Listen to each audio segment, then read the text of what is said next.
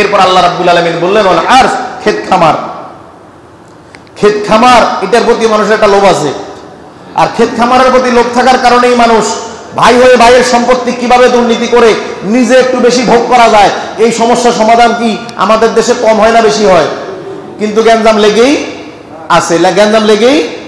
আর আরেকটা ব্যাপার আছে, কিছু কৃষক যারা কৃষিকাজ করে নিজের জমিকে বাড়ানোর জন্য কোদাল দিয়ে জমির আইলটা পর্যন্ত কেটে ফেলে। কি কথা বলে না? জমিন তার 10 শতকের কিংবা 20 শতকের 50 শতকের অথবা 1 একরের যতটুকুই আল্লাহ তারে দিছে তার এতটুকুতে সবর নাই, বরঞ্চ তিনি কি করেন আরেকটু বাড়ান। আপনি খেয়াল করে দেখেন, একটা জমিন যতটুকুই হোক, আইলটা যখন কেটে অথবা আরেকজনের জমিতে যখন আপনি কি করলেন দখল করে আপনি এক মুষ্টি ধান লাগাইলেন, কত? মাত্র এক মুষ্টি।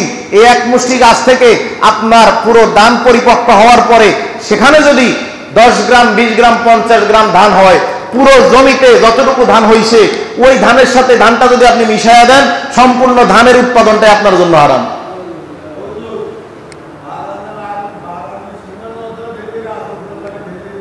হ্যাঁ, একই তো কথা। অন্যের সম্পত্তি দখল করে ক্ষেত খামার ফসল যাই করবেন, যা খাবেন, সম্পূর্ণটাই কি?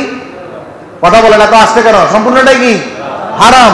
এটা আল্লাহ রাব্বুল আলামিন প্রদত্ত আইন, সুতরাং সাবধান। এজন্য আল্লাহ সূরা বাকারার 155 নম্বর আয়াতে আল্লাহ বলছেন ওয়ালা নাবলুওয়ান্নাকুম বিশাইইম মিনাল খাউফ, আমি আল্লাহ রাব্বুল আলামিন 1 নাম্বার তোমাদেরকে ভয় দিয়ে পরীক্ষা করব।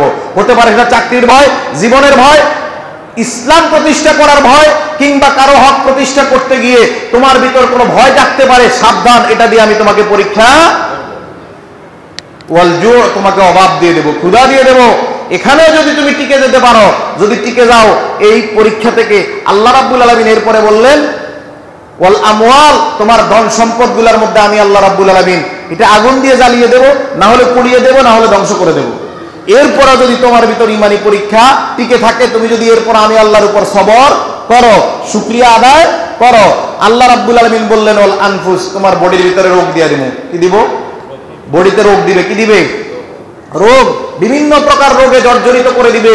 তখনও যদি আমি আপনি আল্লাহর উপর সবর করতে পারি, আল্লাহ রাব্বুল আলামিন এরপরে বললেন কি ওয়াস সামারাত, বান্দা তাইলে তোমার ক্ষেত খামার ফসল নষ্ট করে দেব। কার কথা? ফসল নষ্ট করে দেব। কার কথা? যদি এরপরেও তুমি ধৈর্য ধারণ করতে পারো, আল্লাহ ঘোষণা দিলেন অবাশশিরিস সাবিরিন, এই ধৈর্যশীলদের জন্য তুমি সুসংবাদ দান করো। নবী, সুবহানাল্লাহ, নবীকে বলে দিলেন তাদেরকে কি করো? সুসংবাদ দান করো।